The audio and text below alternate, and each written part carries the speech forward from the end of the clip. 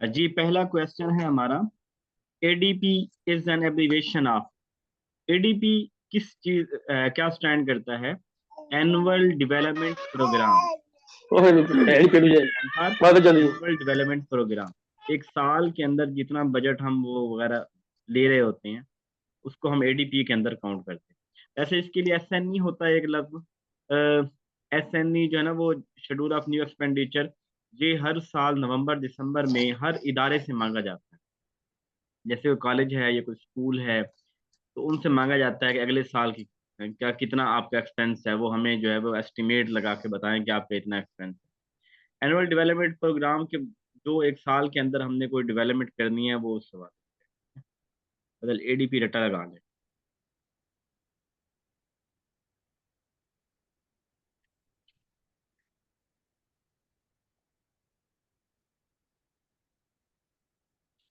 Joseph mayor rice was a great.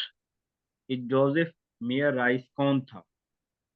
इसकी क्या contribution थी? क्या ये फिलोसफर था, पोएट था, ट्यूटर था, या क्लासरूम को ऑब्जर्व करता? जोसेफ मेयर राइस को कहा जाता है क्लासरूम ऑब्जर्वर के नाम से, ये मशहूर था कि क्लासरूम को ऑब्जर्व करते, यानी इसके अंदर वो सलाहियतें थी कि ये क्लासरूम को ऑब्जर्व कर देता था कि इसके अंदर क्या डेफिशिएंसी, कौन क्या चाहता है, क्या रिक्वायरमेंट है।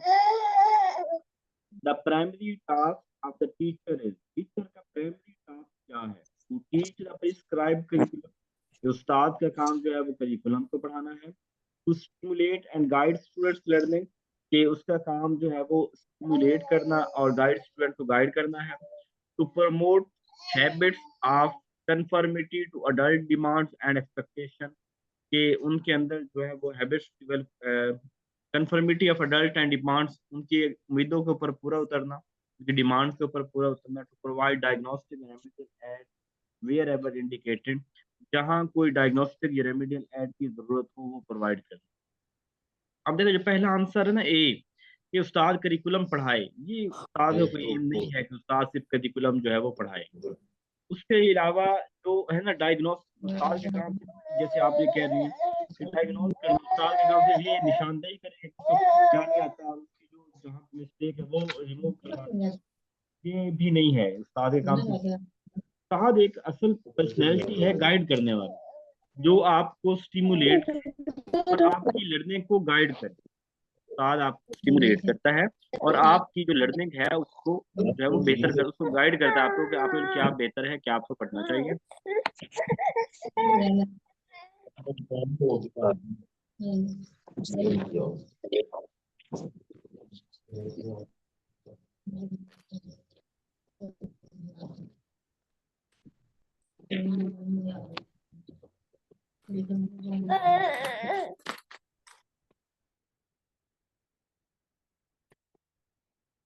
ओके, नेक्स्ट है, which of the following is the most important factor underlying the success of being beginning of teacher? किसी टीचर्स के बिगिनिंग के अंदर देखिए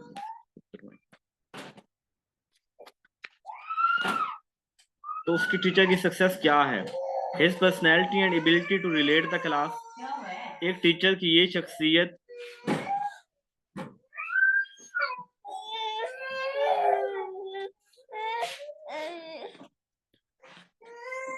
उस्ताद की शख्सियत और सलाहियत के वो रिलेट, या हिज एटीट्यूड एंड आउटलुक, उस्ताद की जो एटीट्यूड आउटलुक है वो, या उसकी his verbal facility and organisational ability, his scholarship and intellectual ability. तो उस्ताद की क्या सलाहियत है जो जिसकी वजह से उस्ताद जो है ना वो एक सक्सेसफुल टीचर बन सकता है अपने स्टार्ट के अंदर। तो स्टार्ट के अंदर उस्ताद की जो है ना वो उसकी पर्सनैलिटी और एबिलिटी कि क्लास के एक तो उसकी शख्सियत अच्छी हो, बिगनिंग ऑफ टीचर, ठीक है, और फिर उसके बाद वो क्लास को जो है रिलेट कर सके कि उसने क्लास को कैसे जो है वो यानी कि उनको साथ उनके मुतलका हो, उनके रिलेट कर सके, उनको क्या पढ़ाना है, ठीक है, ये होना चाहिए। बाकी चीजें भाई पेडागोजी के क्वेश्चन हैं और सारे ही ऑप्शन इसके जो है ना वो अच्छे लगते हैं, लेकिन आपने बेस्ट ऑप्शन की तरफ जाना है।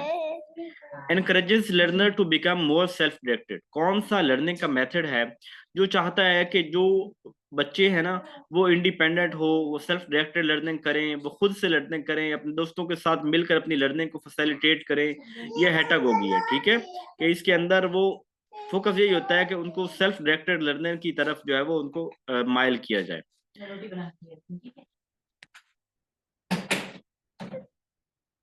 अगर यही है जिसके अंदर अच्छा, encourage learner engagement in an online class या ऑनलाइन एनवायरनमेंट, के बच्चों को ऑनलाइन जो है वो पढ़ाने की तरफ या ऑनलाइन एनवायरनमेंट के अंदर एंगेज किया जाए, तो साइबर का ताल्लुक भी ऑनलाइन के साथ वर्ड है, तो ये साइबर गोगी होगा, ठीक है। Which of the following is a dimensional teaching add. कौन सी जो है वो डायमेंशनल टीचिंग एड है? Display board, white board, still board या मॉडल। डायमेंशनल से मुराद यहाँ पे मुराद है कि जैसे थ्री डायमेंशनल नहीं होता, थर्ड डायमेंशनल, यानी आपके पास कोई चीज हो, आप उसको ऊपर से नीचे से इधर से हर कहीं से देख के उसकी लर्निंग कर रहे हैं, तो इसको हम मॉडल बोलेंगे। क्या बोलेंगे? मॉडल बोलेंगे। तो ये मॉडल होगा।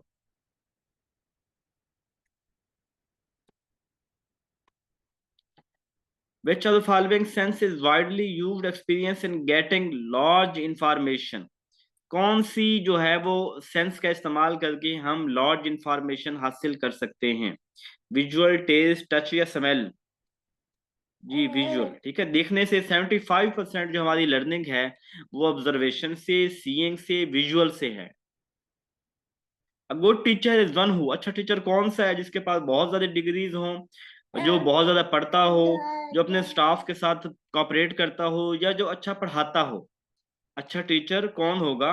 जो अच्छा पढ़ाता हो। बाकी सारी चीजें सेकेंडरी हैं, प्राइमरी ये है जो उस्ताद की बात याद रह जाती है, वो ये कि उस्ताद अच्छा पढ़ाता है। यानी मैं आपको पढ़ा रहा हूँ, क्लासेस में पढ़ाता हूँ, मुझे बहुत अच्छी बातें आती हैं, मैं क्लास को बड़ा इंगेज करता हूँ, बड़ा मजे का टाइम गुजरता है, लेकिन जो मेरी चीज कुछ टाइम के बाद याद रहेगी वो मेरा पढ़ाना होगा। आप मेरी सारी बातें भूल जाएंगे, सब कुछ भूल जाएंगे। अगर मैं अच्छा पढ़ाता हूँ तो आप लोग वो याद रहेगा। अगर मैं बुरा पढ़ाता हूँ, बाकी सारा कुछ मेरे अंदर अच्छा है, बहुत अच्छा आदमी हूँ, तो पढ़ाता अच्छा नहीं हूँ, तो मैं आपको भूल जाऊंगा और मैं आपके एक अच्छा टीचर साबित नहीं होऊंगा। Primary teacher should give top priority to, जो प्राइमरी का उस्ताद है उसको किस चीज को प्रायोरिटी देनी चाहिए? कम्युनिटी को समझने की कोशिश करें, स्कूल के स्टाफ को समझने की कोशिश करें, interaction with the parents, parents के साथ इंटरेक्शन करें, या अंडरस्टैंडिंग द चाइल्ड। जो प्राइमरी रिस्पॉन्सिबिलिटी तो किसी भी उस्ताद की है ना, वो ये है कि बच्चे को समझे, ठीक है, बच्चे को समझे। उसके बाद जो है वो दूसरा है कि वो पेरेंट्स के साथ इंगेज करे, छोटे लेवल पे उसको पेरेंट्स के साथ भी इंगेजमेंट रखनी चाहिए। The best technique for teaching at the primary stage, primary level पे सबसे बेस्ट टेक्निक कौन सी है पढ़ाने की?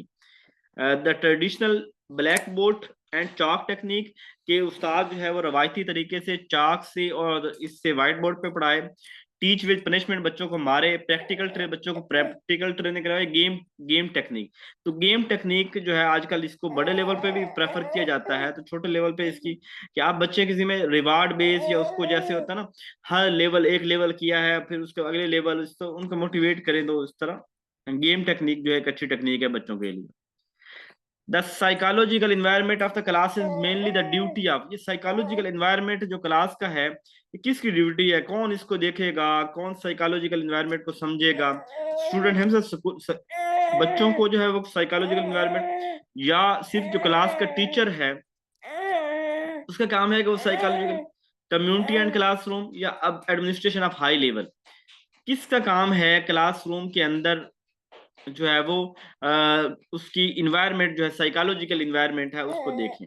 तो ये टीचर का काम है। कम्युनिटी साइकोलॉजिकल इन्वायरमेंट से मुराद ये है कि साइकोलॉजी में सिखाती ये है कि लर्नर की जरूरत को समझें, लर्नर को अंडरस्टैंड करें, उसके मुताबिक देखें। कम्युनिटी जो है वो क्लासरूम में नहीं आएगी, ठीक है, ये यहाँ पे ज्यादा सूटेबल आंसर टीचर है। सेकंड ऑप्शन में हो सकता है कि अगर चूंकि यहाँ पे कुछ लोग आपका ये होगा जी कि यहाँ ओनली लिखा हुआ है तो ये थोड़ा कम वेटेज वाला होगा, तो अब कम्युनिटी ने क्लासरूम में थोड़ी आना है। कम्युनिटी तो लर्नर की जो क्लासरूम के अंदर जो देखना है वो तो उसका होगा ना, टीचर का काम ही होगा।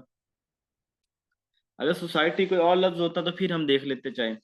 Dash to some time arrange or some time not arrange, it is also rule but the rules in the form of education are flexible. कहते हैं कौन सी एजुकेशन है वो सम टाइम अरेंज होती है और सम टाइम अरेंज नहीं होती, और उसके अंदर रूल्स जो है उसके अंदर भी फ्लेक्सिबिलिटी होती है, कोई फिक्स रूल नहीं होते, ये नॉन फॉर्मल है, ठीक है। मतलब इसके अंदर हम जो है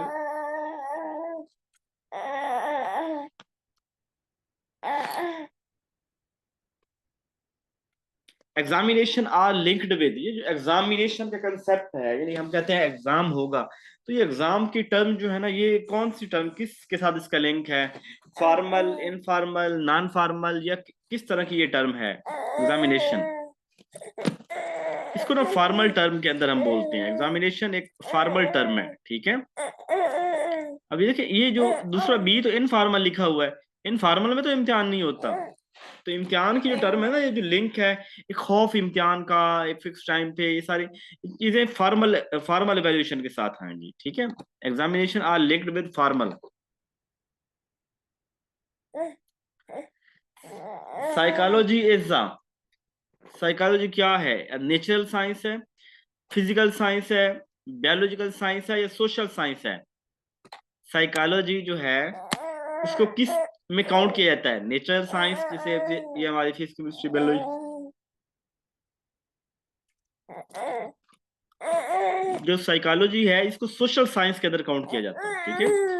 ये जो हमारा एजुकेशन का सब्जेक्ट है, सोशल साइंसेज का सब्जेक्ट है, साइकोलॉजी एक सोशल साइंसेज का सब्जेक्ट है। Conscious, subconscious, unconscious is the part of, किस चीज का पार्ट है, human body, mind, scientific method, या ऑल ऑफ दीज। तो कॉन्शियस ये सारे जो है वो ह्यूमन, जो ये माइंड है ना, माइंड के साथ इन सब का ताल्लुक है। A state of mind in which a person is lacking normal awareness of the environment is called। State of mind जहां पे कोई शख्स जो है वो लैक कर रहा होता है नॉर्मल, यानी उसको अगर पता नहीं होता एनवायरनमेंट के अंदर क्या हो रहा है, वो लैक कर रहा है, उसको नहीं पता, कौन सी स्टेज होगी, कॉन्शियस, सबकॉन्शियस या अनकॉन्शियस। जब किसी शख्स को नहीं पता कि मैं अपनी अवेयरनेस स्टेट के अंदर नहीं होता, तो वो अनकॉन्शियस होता है। Psychology become a scientific field on this year, किस साल जो है साइकोलॉजी को एक साइंटिफिक फील्ड के अंदर शामिल किया गया, साइंटिफिक फील्ड के अंदर साइकोलॉजी को कब शामिल किया गया जी, 1879, जब लिप्जिग जर्मनी के अंदर जो है पहली लेबोरेटरी बनाई गई, तो उस वक्त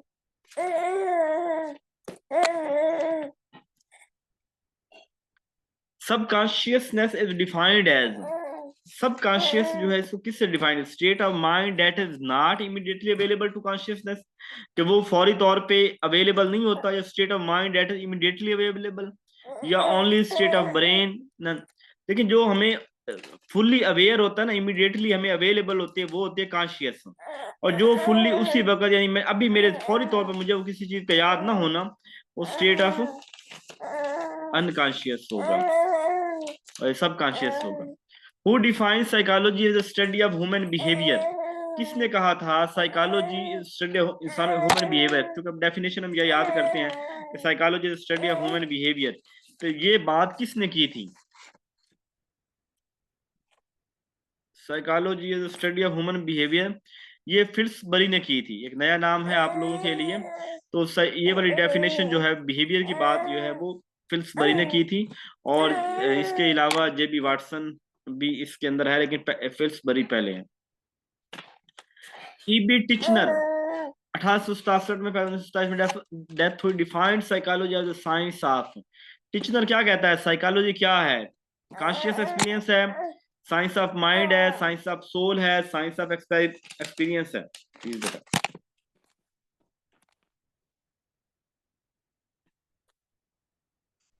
जी, टिचनर क्या कहता है, ये कॉन्शियस एक्सपीरियंस है, टिचनर क्या कहता है कि साइकोलॉजी जो है,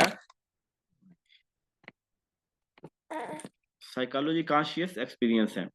how many the main branches of psychology are the, psychology की कितनी मेन ब्रांचेस हैं, एक दो तीन चार पाँच छः,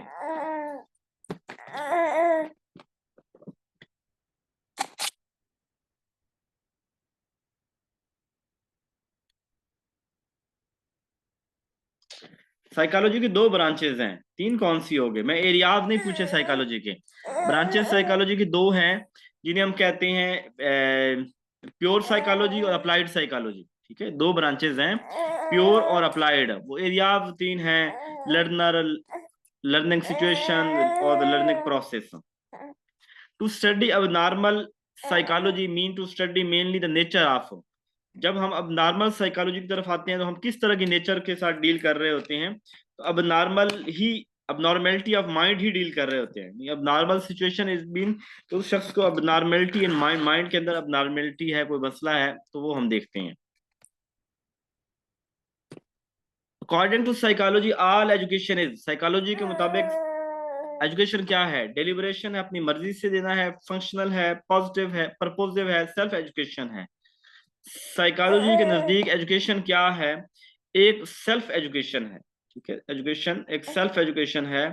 खुद साइकोलॉजी कहती है अपने इंडिविजुअल डिफरेंसेस को, अपनी पसंद नापसंद को समझ के खुद से जो है वो मोटिवेट हो के एजुकेशन हासिल करना, ये साइकोलॉजी कहती है। तो ऑल एजुकेशन इज, इसको कहीं ना कहीं डेलिब्रेशन भी कहता है, वो भी लफ्ज इसी से मिलता जुलता है कि अपनी मर्जी से, और लेकिन सेल्फ एजुकेशन भी इसको ज्यादा सूटेबल रहेगा। ये दोनों ठीक बनते हैं, डेलिब्रेशन भी और सेल्फ एजुकेशन भी। What is the first woman? Which is the first woman? या who is the first woman होना चाहिए था। Awarded PhD in psychology. Who is the first woman awarded PhD in psychology? किसने को दी गई? Margaret Floy Washburn. ठीक है, इसने पहली एजुकेशन के अंदर PhD की थी। The first book of psychology title Principle of Psychology। अब ये इतनी डिटेल मैंने भी कोई नहीं की, देखी, बस नाम नजर से आया तो मैंने कर लिया। The first book of psychology title principle of psychology was publish, ये कब पब्लिश की गई थी, 1895 के अंदर जो है वो पहली बुक साइकोलॉजी की जो है वो पब्लिश की गई थी।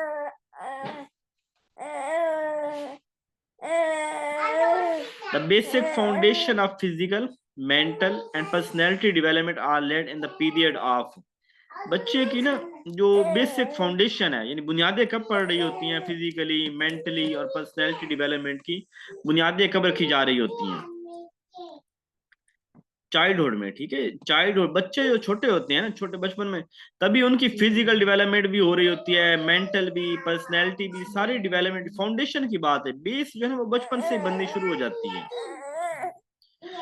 How does educational psychology support diverse student, psychology कैसे डाइवर्स स्टूडेंट की नीड को पूरी करती है, by promoting standardized teaching method. अब स्टैंडर्डाइज्ड टीचिंग मेथड तो कभी भी जो है वो फेवरेट नहीं रहा।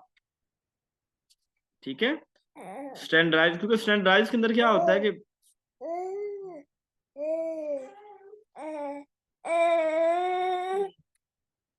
स्टैंडर्डाइज तो देखें, अब क्लास में हमने इंडिविजुअल डिफरेंसेस का ख्याल रखना होता है, तो हम वहां पे अगर करेंगे, उनको स्टैंडर्डाइज पढ़ाएंगे तो वो तो कुछ को समझ आएगी, कुछ को नहीं आएगी। By ignoring individual difference, individual difference ignore नहीं करना। थ्रू टेलर्ड इंस्ट्रक्शन, टेलर्ड मतलब हमने उसको मोल्ड कर लेना, अपने मुताबिक उसको देखना। कंसिडर लर्निंग स्टाइल, कि कैसा लर्निंग स्टाइल है बच्चों का, क्या उनकी एबिलिटी है, क्या बैकग्राउंड है, इसके मुताबिक अपने टीचिंग मेथड को हम करेंगे, तो ये अच्छी साइकोलॉजी है। भाई one size fits all approaches के, हर एक को एक ही तरह से पढ़ाना, हर एक को एक तरह से डील करना, ये भी ठीक नहीं है। तो ये वाला सी ऑप्शन जो है वो करेक्ट होगा। What role does educational psychology play in assessment? Educational psychology जो है वो क्या रोल अदा करती है assessment? It create unfair assessment, के जो अनफेयर असेसमेंट कहती है, it contribute to the development of unreliable assessment tool, या it provide reliable assessment tool जो है ना वो हमें मिलेगा साइकोलॉजी से, कौन सा टूल जो है वो यूज करना चाहिए।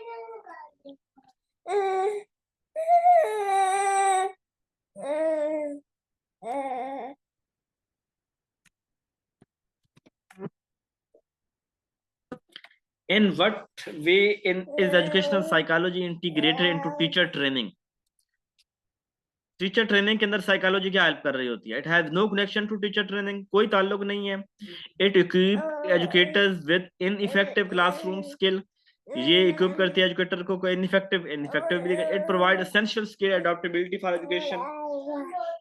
ये वाला ऑप्शन ठीक रहेगा कि ये जरूरी सलाहियतें और अडॉप्टेबिलिटी टू एजुकेटर प्रोवाइड करती है।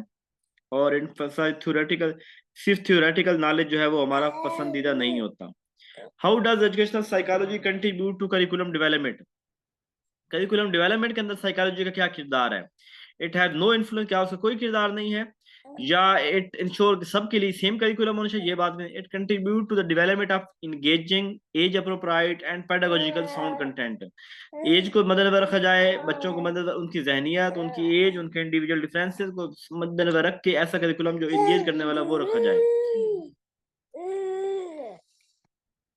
What is encouraged by educational psychology in the field of education? क्या encourage किया जाता है एजुकेशन साइकोलॉजी में? अवॉइडिंग रिसर्च, रिसर्च को अवॉइड करें? नहीं। Discouraging education improvement? नहीं। A culture of research and continuous, research को बेहतर, कल्चर ऑफ रिसर्च और कंटिन्यूस इंप्रूवमेंट किया जाए, ये ठीक है। और जबकि ये जो स्टैग्नेशन, स्टैग्नेशन वाला नेगेटिव वर्ड होता है, ये एजुकेशन के अंदर पसंदीदा वर्ड नहीं है। What is the main focus of educational psychologists concerning student well-being? Education psychologist consider ignoring mental health issues, कि जो एजुकेशन साइकोलॉजिस्ट है उसे मेंटल हेल्थ इश्यूज को इग्नोर करना चाहिए। Identifying and addressing student mental health concern, कि students के जो मेंटल हेल्थ कंसर्न है उसको जो है वो देखना चाहिए। फोकसिंग सोली एकेडमिक अचीवमेंट, सिर्फ बच्चे के अचीवमेंट के ऊपर फोकस करना चाहिए। Excluding mental health from education, mental health को निकाल। असल तो ये है कि साइकोलॉजी जो बात है, साइकोलॉजी तो बात ही मेंटल हेल्थ की करती है ना, कौन बंदा किस तरह किस लेवल का मेंटल है। ये बाकी चीजें एकेडमिक ये चीजें तो बाद में होंगी, साइकोलॉजी तो देखती यही है, इसी को मेंटल हेल्थ को देखती है। Sigmund fraud famous book the interpretation of the dreams, ये जो सिगमंड फ्रॉड ने बुक लिखी थी इंटरप्रिटेशन ऑफ द ड्रीम्स, ये कब लिखी थी उसने? इंटरप्रिटेशन ऑफ ड्रीम्स ये सिगमंड फ्रॉड की बुक है और 1900 के अंदर इसने इसको लिखा था। Freud has compared the human mind to an iceberg. Iceberg आपने देखा हुआ है ना, कि वो जो समंदर के अंदर होता है, कि बर्फ का एक टुकड़ा थोड़ा सा ऐसे थोड़ा, यानी उसका 20% जो है वो पानी से बहर होता है, और बाकी जो सारा होता है ना वो पानी के अंदर होता है, ज्यादा हिस्सा। कहता है Freud has compared the human mind to an iceberg. Freud कहता है कि इंसान का दिमाग भी आइसबर्ग की तरह है। And stated that only 1/10 part of the mind deals with, तो 1/10 पार्ट जो है वो कॉन्शियस होता है। यानी हम जो है ना, हमारा ज्यादातर हमारी मेमोरीज लॉन्ग टर्म मेमोरीज हैं, ये सारी चीजें सब कॉन्शियस अनकॉन्शियस में होती हैं। और हमारे पास जो है ना वो बहुत थोड़ा हिस्सा, यानी हम, अब देखिए हम ना अपना सारा दिन का देखें, आप सारे दिन के अंदर ना बहुत कम टाइम आप कॉन्शियस स्टेट के अंदर होते हैं। अदरवाइज आपके सारे काम जो है ना वो हम नमाजें पढ़ रहे हैं, हम कोई सफर कर रहे हैं, हम कोई घर का काम कर रहे हैं, हम मुसलसल उसके अंदर अनकॉन्शियस या सबकॉन्शियस स्टेट के अंदर होते हैं। तो कॉन्शियस स्टेट के अंदर, कॉन्शियस एक्सपीरियंस के अंदर हम बहुत कम टाइम होते हैं। The subconscious is the store house of, जो चीजें पहले, सबसे पहले ऊपर वाला लेवल जो होता है ना, यानी जो आइसबर्ग का देखे ना, तो जो पानी से जैसे बह रहा है वो कॉन्शियस है, वो चीज वो जो हम हर वक्त अवेयरनेस स्टेट के अंदर है, ठीक है। और दूसरी हमारे पास वो है, उससे नीचे सब कॉन्शियस है। सब कॉन्शियस स्टेट वो है कि वो चीजें हमें याद हैं, लेकिन आज मुझे फॉर एग्जाम्पल किसी ने कॉल की, उसने कहा यार मुझे इस हवाले से आपसे पूछना था, तो क्यों ये आपको है? मैंने कहा नहीं मुझे नहीं पता। तो मैंने कहा सोचें कोई आपके जेहन के अंदर है, तो फिर मैंने सोचा, तो फिर मैंने उसका जवाब दे दिया, मेरे जेहन में आ गया। यानी एक होती है अवेयरनेस स्टेट के, ऐसे मैं आपसे कोई बात पूछूं और आप फौरी बता दें, इमीडिएट रिस्पॉन्स करें, ये हो गया कॉन्शियस। फिर मैं आपसे पूछता हूँ, आप थोड़ा सा सोचते हैं, थोड़ा फिक्र करते हैं, थोड़ा तदब्बर करते हैं, थोड़ा टाइम लेते हैं, और उसके बाद आप जो है बताते हैं, तो वो सब कॉन्शियस होगा। और अगर एक चीज आपके अनकॉन्शियस है, वो आपको याद नहीं आएगी, या उसको याद करने के लिए आपके ऊपर बड़ी मेहनत करनी पड़ेगी, या बड़ा जो उसको निकालना पड़ेगा, तो कहीं आपकी वो, तो सब कॉन्शियस जो होता है जिसको हम लेके आ सकें, लेकिन थोड़ी सी मेहनत के बाद, ठीक है, इमीडिएट फौरी तौर पे नहीं होता, तो थोड़ा सोचना पड़ता है उसके लिए। मैं कहता यार फलां बंदे का नंबर बता, आपने कहा मैं सोचता हूँ, आपने सोचा अच्छा उसका नंबर इससे शुरू होता था, तो ये वाला उसका नंबर बनता है। अब आपने थोड़ा सा टाइम लिया ना, किसी चीज को सोच के बताया है, वो आपका सबकॉन्शियस होगा। और अगर मैं आपसे पूछूं आप फौरी चीज बता देते हैं, वो आपका जो है वो कॉन्शियस होता है।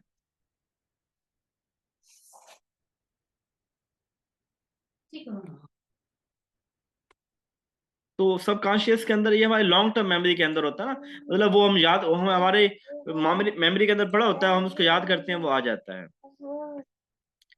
फ्रॉड कंपेयर्ड, फ्रॉड ने किसके साथ, एड, ईगो और सुपर ईगो, आपको पता है फ्रॉड ने कंसेप्ट दिया था। फ्रॉड जो एग है, एड है ना, इसको हार्स के साथ जोड़ते हैं, और जो ईगो है ना, इसको हार्स राइडर के साथ, यानी हमारी जो इमोशंस हैं, हमारे जो जज्बात हैं, हमारे जो प्लेजर है, इसको जो है ना, वो ईगो जो है ना, ये यानी ईगो जो है ना, वो थोड़ा रियलिटी प्रिंसिपल होता है ना, तो वो उसको जो जो बेलगाम घोड़ा है उसको पकड़ता है कि हमें उस तरफ नहीं जाना, वो नुकसानदेह होगा। तो एड और ईगो, यानी एड को उसने घोड़े के साथ जोड़ा है, और ईगो को उसने हॉर्स, जो राइडर है, जो चलाने वाले, उसके साथ जोड़ा है। According to Freud, the super ego begins to merge at around age. Super ego जो है वो एट अराउंड किस एज के अंदर जो है वो सुपर ईगो, हाँ वो कहता है जो सुपर ईगो है, देखो हम कहते हैं एड ईगो और सुपर ईगो, तो सुपर ईगो कहाँ पे जो है ना वो शुरू हो जाती है, मोरल वैल्यूज कहाँ पे आना शुरू हो जाती हैं। तो ये 5 साल की एज के अंदर ना, बच्चे के अंदर कुछ ना कुछ जो है ना, अब वो एड ईगो के साथ उसके अंदर अब सुपर ईगो की सलाहियतें भी शामिल होना शुरू हो जाती हैं, कि ये चीज जो है ना, ये मुझे करनी चाहिए, ये अखलाकियात के ऊपर पूरा उतरती हैं, तो उसके अंदर ये चीजें आना शुरू हो जाती हैं। How do you strengthen your moral standard for the super ego. आप कैसे अपने सुपर ईगो को, मोरल स्टैंडर्ड को बेहतर करेंगे, फैमिली के जरिए, स्कूल, स्पिरिचुअलिटी, या फ्रेंड्स एडवाइस। आप अपनी सुपर ईगो कैसे बेहतर करेंगे, फैमिली की एडवाइस पे, स्कूल की एडवाइस पे, फ्रेंड्स की, या स्पिरिचुअलिटी। तो स्पिरिचुअलिटी की बुनियाद पे ना हम अपनी सुपर ईगो, यानी जैसे एक डर होता है, खौफ होता है, मुझे तकलीफ नहीं देनी, मुझे अच्छे काम करने हैं, तो अपनी आपको अपना एनालिसिस करना, तो स्पिरिचुअलिटी के जरिए हम अपने सुपर ईगो बेहतर कर सकते हैं। What is the Freudian term for the fixed amount of mental energy. तो कहाँ पे वो कहता है कि फ्रॉडियन के नजदीक जो है वो एनर्जी एक फिक्स होती है, और वो उसके अंदर, यानी ये ना, ये जो लिबिडो की एज है ना, जो लिबिडो, लिबिडो है या ओडिपस,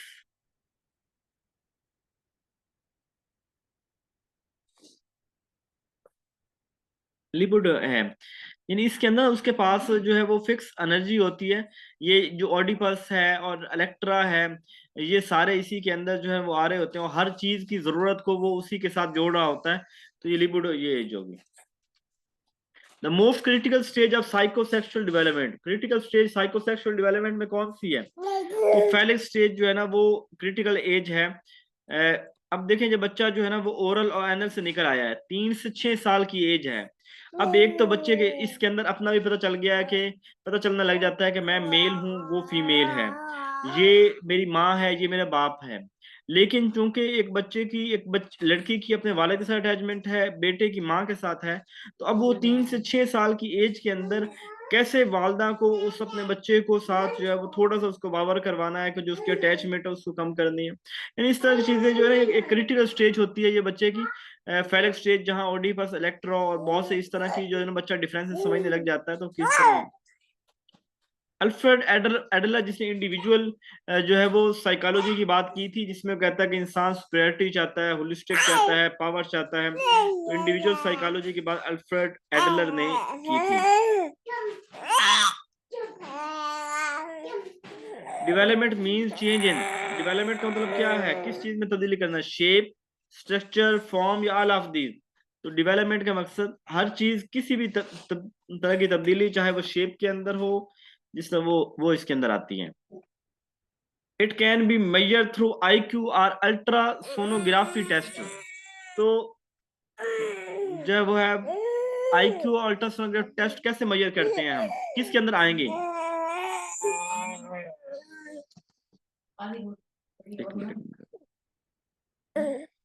डेवलपमेंट के अंदर आएगा, ठीक है।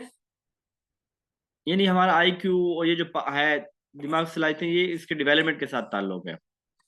We can say that growth is a part of development, growth जो डेवलपमेंट का पार्ट है, ये डेवलपमेंट ग्रोथ का पार्ट है, तो हमें पता है कि ग्रोथ जो है वो डेवलपमेंट का पार्ट है, जो है वो डेवलपमेंट ग्रोथ का पार्ट नहीं है, ब्रॉडर जो है वो ग्रोथ डेवलपमेंट है।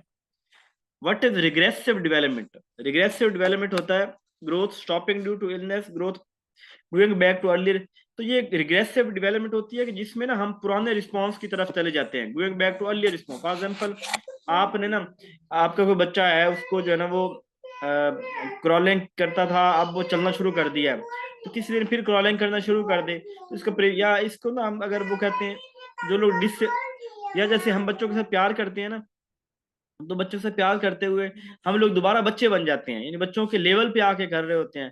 तो पुराना रिस्पॉन्स, या कोई ऐसा कोई बंदा बीमार हो जाता है, साइकोलॉजिकल पेशेंट या बुजुर्ग जो होते हैं, उनकी आदतें हैं वही जिद करनी बच्चों की तरह। तो ये सारे यानी कि प्रीवियस रिस्पॉन्स जो है ना, बचपना रिस्पॉन्स जो है, अर्लियर रिस्पॉन्स दोबारा आ जाना, और मिच्योरिटी का या वो चीज का किसी और चीज का उस एज के मुताबिक लेस हो जाना, किसी और पुरानी एज का जो है ना वो रिस्पॉन्स का आना, तो ये रिग्रेसिव डेवलपमेंट इसको बोलते हैं। Erikson postulated that the development of an individual is the result of the interaction with his। तो किसके साथ इंटरेक्शन, इरिक्सन जो है वो, इरिक्सन ये सारी थ्योरी जो है ना वो सोशल इंटरेक्शन की बात करती है, 8 स्टेजेस के सोशल के साथ इंसान की जो है ना, अगर सोशल स्टेजेस एक ठीक होती है तो वो अगली बेहतर होगी, वो बेहतर होगी, इस तरह का सोशली इसके साथ जोड़ता है, साइको सोशल थ्योरी है ना इसका। व्हाट इज इंस्टिंक्ट, इंस्टिंक्ट होते हैं हमारी जिबिल्लत, हमारे अंदर, और complex behaviour that is unlearn, क्या हमने जिबिल्लत लर्न की होती है, नहीं, वो लर्न अनलर्न होती है। तो वो चीजें जो हमने सीखी हुई नहीं, लर्न नहीं की हुई, तो complex behaviour that is unlearn इसके अंदर आएगा। एक minute, just last question, which are the following is the heart of learning in the learning process. कौन सा हर्ट ऑफ लर्निंग किसको बोल जाए, टेक्निक, इंटरेस्ट, मोटिवेशन या बिहेवियर। लर्निंग के अंदर हर्ट ऑफ लर्निंग क्या है, मोटिवेशन है, मोटिवेट तहरीक होगी तो लर्न करेंगे। जी ठीक है, बस यही सवाल थे। ओके जी, अपना ख्याल रखिएगा।